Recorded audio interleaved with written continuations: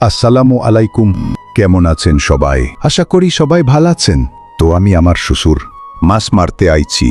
আমার শ্বশুর আমাদের এখানে বেড়াইতে এসে যখন এরকম জায়গা এরকম পানির দেখে তারপর বাজারে যে সিট কিনে নিয়ে আসে, তারপর সময় নষ্ট না করে সাথে সাথে আমরা এসে বললাম এই নদীতে মাছ মারতে।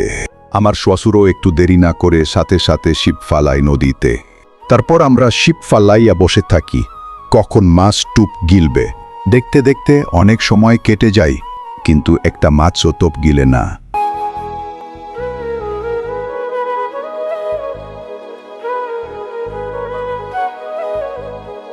পাশ দিয়ে যারা যায় সবাই একবার করে জিজ্ঞেস করে, কই মাছ ধরেছ?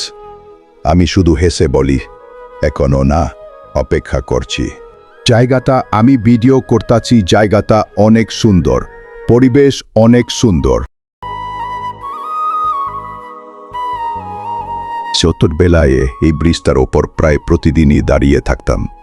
নদীর শান্ত পানির দিকে তাকিয়ে কত স্বপ্ন দেখতাম। কখনো নৌকা গুণ্ডতাম, কখনো আকাশে উড়ে যাওয়া পাখিদের দেখে ভাবতাম একদিন আমিও অনেক দূরে চলে যাবা।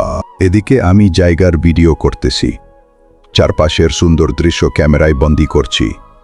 হঠাৎ দেখি আমার শ্বশুর ছিপ ফেলে অনেকক্ষণ ধরে বসে আছেন। ভাবলাম আজ বুঝি বড় একটা মাছ উঠবে, কিন্তু সময় গেল, একটার পর একটা ঘন্টা পার হয়ে গেল, তবুও ছিপে একটা মাছও উঠল না। আমি সুকচিরি ভিডিও করে হাসতে হাসতে বললাম আজকের ভিডিওর নাম হবে শ্বশুরের অপেক্ষা, কিন্তু মাছের দেখা নেই।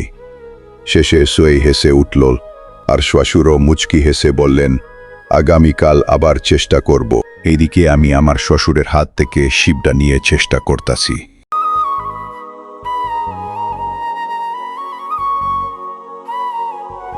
এইদিকে আমার শ্বশুর সামনে একটু ঘুরতে যায়।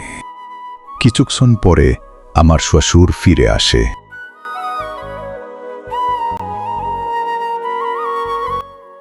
আবার আমার শ্বশুর ছিপ ফালাই।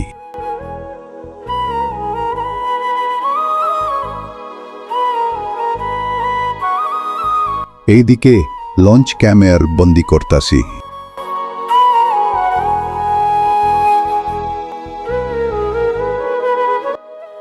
তো গাইস, এতক্ষণ তো শুনলেন এই ভয়েসটা, এটা এআই দিয়ে বানানো। তো আমি নিজেই ভয়েস দিতাম, ভয়েস অপশনটা পাচ্ছিলাম না আমি, ওই কারণে এআই দিয়ে ভয়েসটা দিছি। তো কি আর করার, আমার শ্বশুর একটা মাছও পাইল না। তো আর কি করার, আমরা এখন ফিরে যাচ্ছি। তো আমরা এই পথ দিয়ে যাচ্ছিলাম, রাস্তাটা ভালো না, তাই আমরা যে রাস্তা দিয়ে প্রথম আইছিলাম ফার্স্ট, ওই রাস্তা দিয়ে আবার ফিরে যাচ্ছি। তো কি আর করার, সবাই ভালো থাকবেন, আল্লাহ হাফেজ।